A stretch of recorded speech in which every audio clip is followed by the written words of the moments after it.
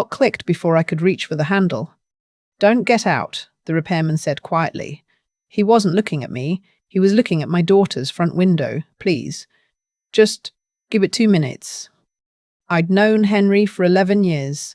He'd fixed the furnace in my Oakville townhouse 3 times, replaced the water heater after it flooded my basement, and once driven 40 minutes in a January snowstorm because I'd called him in a panic, thinking I smelled gas. He was the kind of man who wiped his boots before stepping inside and always refused a second cup of tea, even when I could tell he wanted one. So when he said, "Don't get out," I didn't get out.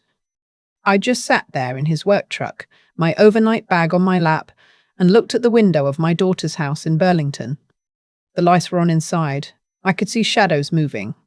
I'd taken the Joe train from Oakville that afternoon, then a cab from the station.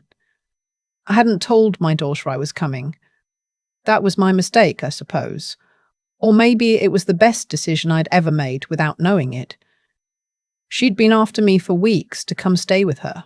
"Come for the long weekend, Mum. You shouldn't be alone so much. I'll make your room up properly." And I'd finally said yes. I'd come Friday instead of Saturday, surprise her, maybe help with dinner. I was 67 years old and I still liked surprising my children. I thought it made me seem less like a burden. Henry had been parked across the street when my cab pulled up. I recognized his truck, the green GMC with the dent in the rear panel he'd been meaning to fix since 2022. I'd waved. He'd waved back.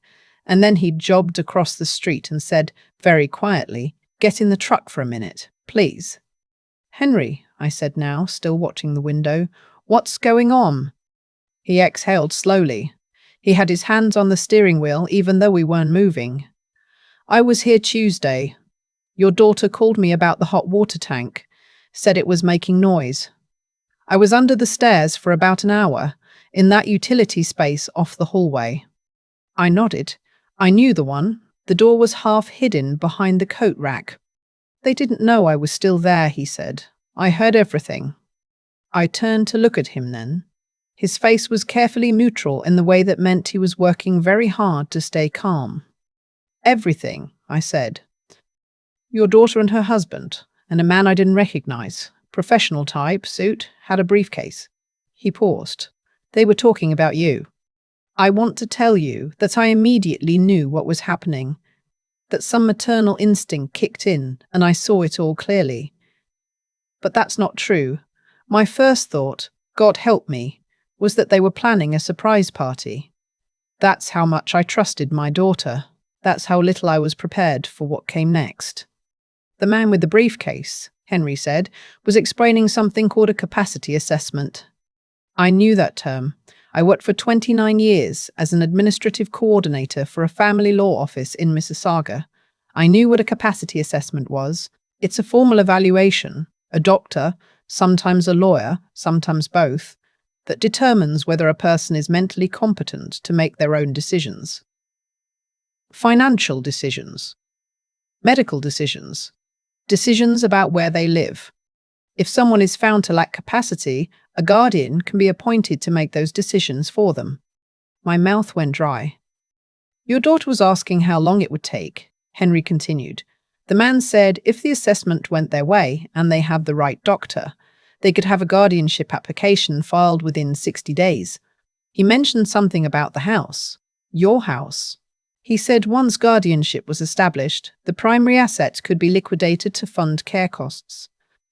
My house, my townhouse in Oakville that I had owned for 31 years, that I'd refinished the floors in myself on my hands and knees the summer after my husband died because I needed something to do with my body while my heart was doing what it was doing. The house I had paid off the last mortgage on the October before last, which I'd celebrated alone with a glass of wine and a long phone call with my sister in Halifax. Her husband asked about the timeline for moving you into a facility, Henry said. Your daughter said you'd been, her word, declining. She said you'd been forgetting things, getting confused. I stared at the window. Have you been forgetting things? He asked, and his voice was so careful, so gentle, that I nearly cried right there in the front seat of his truck. I forgot where I put my reading glasses last week, I said. They were on my head. He nodded slowly. Okay. I'm 67, Henry. I put my glasses on my head. I know. We sat there for a moment. Across the street, a shadow moved past the window. My daughter, maybe. My daughter who had called me every Sunday for the past 2 months and asked such careful, specific questions. Do you remember what ye had for dinner last night, Mum? Have you been keeping up with your medications? You mentioned Aunt Ruth's birthday. Did you remember to call her? I thought she was being attentive. I told my friend Cecilia at book club that my daughter had really come into her own lately, how thoughtful she'd become. Cecilia had said, "That's lovely. Treasure it." I treasured it. Here is what I know about my daughter. I know she was a difficult teenager who became a warm and capable woman, or so I believed. I know she married a man named, well, it doesn't matter what I call him. I'll call him what he is, my son-in-law, who worked in commercial real estate and who had, in the past year, according to my daughter herself, had a rough patch professionally. I know that rough patch had cost them what she vaguely described as quite a bit. I'd offered to help. She'd said, no, they were fine. But I'd seen the way she looked at my house when she visited. Calculating, that's the word. I'd seen it and told myself I was being uncharitable. I had not been uncharitable. I know my daughter knew that my townhouse, purchased in 1993 for $212,000, was now worth, conservatively in the current Oakville market, somewhere just under $1.2 million. I know she knew I had no mortgage. I know she knew that when I died, she and her brother in Vancouver would split everything equally, and that her brother, God love him, was terrible with money and would probably spend his half on a sailboat and a year in Portugal. I know all of this now. I knew some of it before. What I didn't know was that she'd found a doctor, that there had been at least 2 conversations with this man in the suit before the one Henry overheard, that her husband had apparently researched the process of challenging a parent's legal capacity with the same energy he'd apparently never applied to keeping a steady income. Henry told me all of this sitting in that truck while the October light faded and the temperature inside the cab slowly dropped. At one point he said, "I should have called you sooner. When I left Tuesday, I told myself I'd misunderstood, that it wasn't what it sounded like." He rubbed the back of his neck. "But I drove past this street on Thursday on another job, and I saw the same man's car in the driveway, same briefcase in the backseat, and I thought, I have to say something. I have to." "How long were you in that utility room after you heard them?" I asked. "About 20 minutes, he said. I waited until they moved to the kitchen, then I packed up my tools and let myself out." "Did they see you leave?" "No." I nodded. I was very calm. This is something that happens to me in crisis. I become extremely calm. It happened when my husband collapsed in the kitchen in 2018, and I called 911 and answered every question the dispatcher asked in a perfectly steady voice, and it wasn't until 3 hours later in the hospital waiting room that I started to shake. I knew the shaking was coming. It could wait. "I need to call someone," I said. Her name was Patricia. "No." I said I wouldn't use names from the list. The lawyer I called was someone I'd worked alongside for a decade. A woman I'd watched argue in front of judges and never once lose her composure. She'd retired from practice 2 years before me, but she still had her license, and more importantly, she still had her mind like a scalpel. I called her from Henry's truck. It was 5:47 in the evening. She picked up on the second ring. I told her everything. She listened without interrupting, which she'd always been good at. When I finished, she was quiet for a moment, and then she said, "Don't go inside that house tonight." "I wasn't planning to," I said. "Good. Where are you staying?" Henry was already pulling out of the parking spot. "I'll figure it out," I said. "You'll figure it out at my house," she said. "Come now, we have work to do." What happened over the next 11 days is something I still process in pieces. I'll tell you the shape of it. My lawyer friend made some calls that evening. By the next morning, she'd connected me with an estates and capacity lawyer, a real one, not whatever smooth-talking man in a suit my daughter had found. We had a 2-hour meeting at a Tim Hortons on Lakeshore because it was neutral ground and because I needed coffee badly and because my friend said the mundanity of it would be good for keeping my head clear. She was right. There is something steadying about a double-double and a plain bagel when your daughter is trying to have you declared incompetent. We documented everything. Henry gave a written account of what he'd heard, signed and dated. We requested a voluntary capacity assessment through my own doctor, preemptively, which came back predictably, completely clear. My doctor of 14 years wrote a letter that was so thorough and so plainly worded that when my lawyer read it, she actually laughed once, short and sharp, and said, "That'll do." We also, quietly, contacted the Ontario Public Guardian and Trustee Office to flag the situation.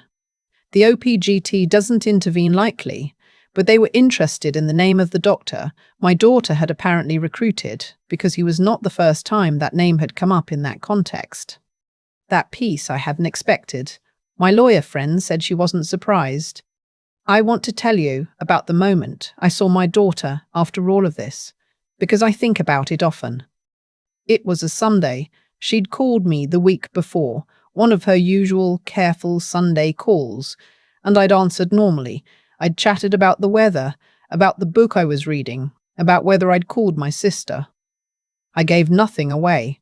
When she asked, "Are you doing all right, Mum? You seem a little quiet," I said, "I'm just tired, sweetheart. You know how the time change gets me." She said she did. I asked her if she'd mind coming to my place the following Sunday because I had some things I wanted to go through and I could use an extra pair of hands. She said of course she'd come alone. Her husband had a thing. That was fine, I said. Actually, I said, that was perfect. She arrived at noon with flowers. Yellow tulips, which she knew I liked. She put them in the blue pitcher on the kitchen windowsill, and I made tea, and we sat across from each other at the kitchen table, the way we had 1,000 times before. My lawyer was in the next room, not hiding. She was sitting in my living room with a mug of tea of her own, reading a book, present and visible if needed. My daughter glanced at her when she came in, and I introduced them as old colleagues, which was true. I slid a folder across the table. My daughter looked at it for a moment without touching it. "I know about the meetings," I said.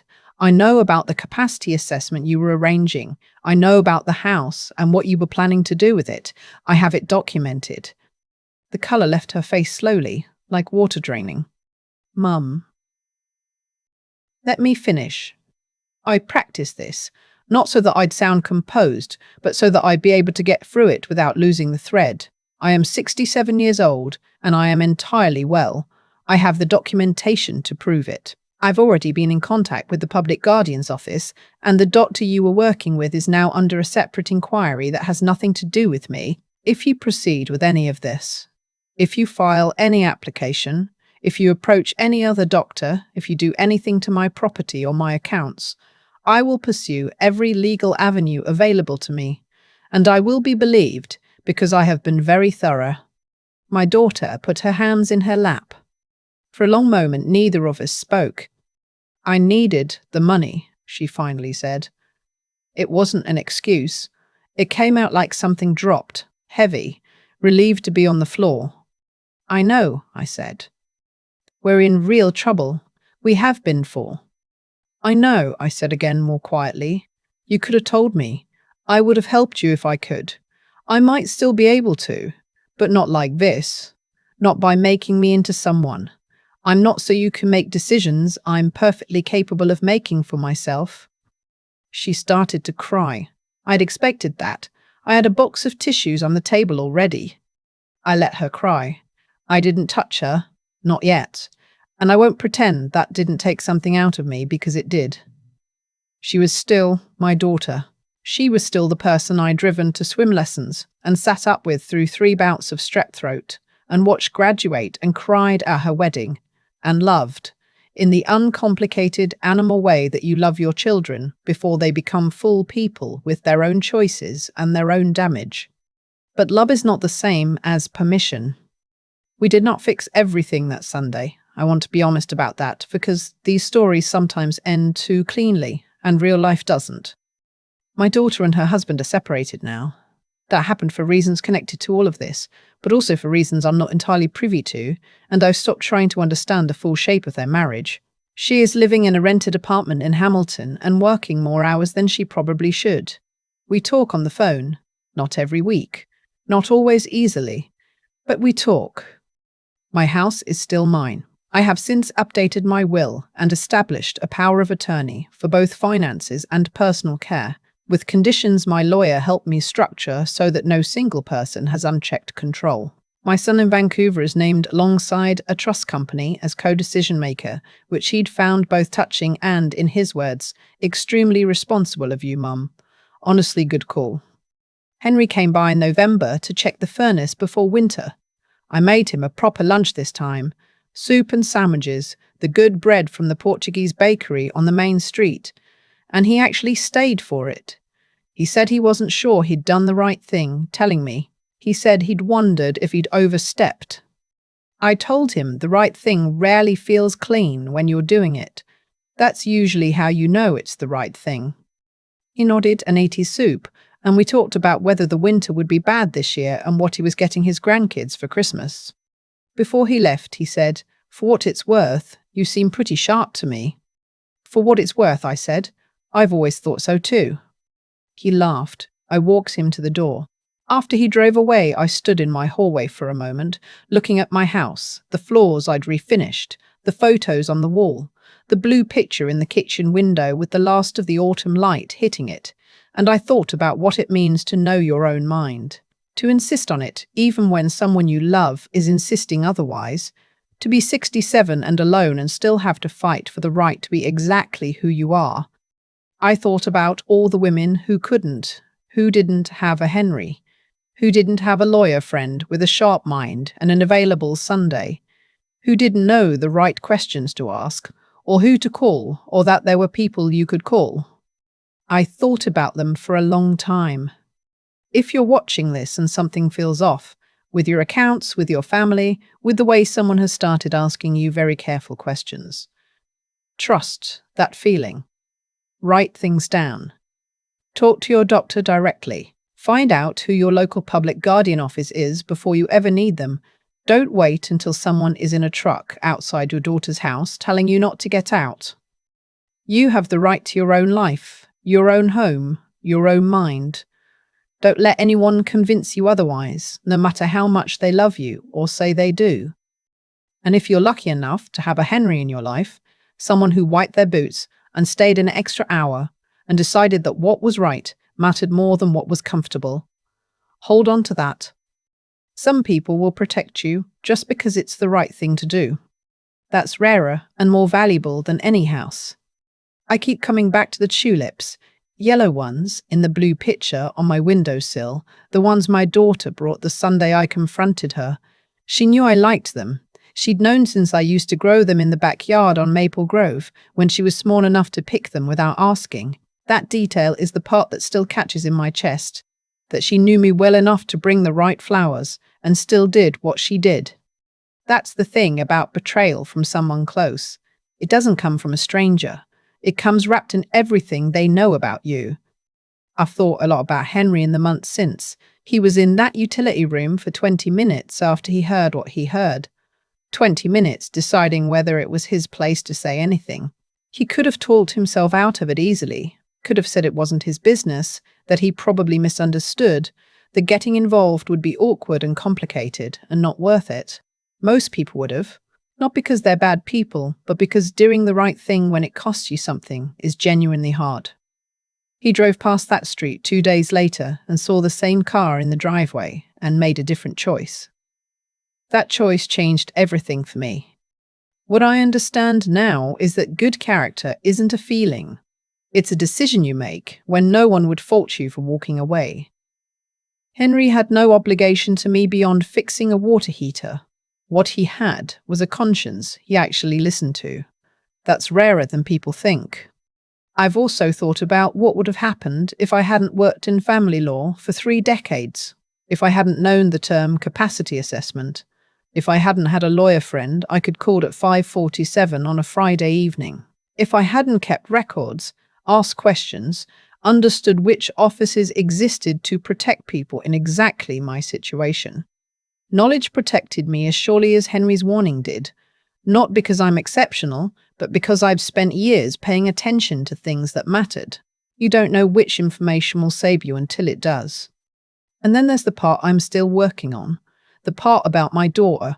It would be easier in some ways to write her off entirely, to turn this into a clean story about a villain and a victim. But she's still my daughter. She made choices I cannot excuse and will not minimize. She also made a mild drowning in a way she was too ashamed to admit. Both of those things are true. What I've had to find is the strength to hold both, to protect myself completely, while not letting bitterness close me off from whatever comes next between us. That's not forgiveness as a gift to her. It's clarity I'm keeping for myself. I'm 67. I have a house I paid off with 31 years of my own work. I have a mind that is entirely my own. And I have now the paperwork to prove it to anyone who might try to suggest otherwise. If you're older and you're watching this and something in your life feels slightly off, a family member asking careful questions, someone steering conversations toward your finances or your health, or whether you're managing, trust that feeling. Write things down. Know your rights. The Ontario government has resources for exactly this, and so do most provinces. You don't have to wait until someone is in a parked truck outside telling you not to move. Your life, your home, your mind, these belong to you. Don't let love or guilt or the fear of being difficult talk you out of defending them.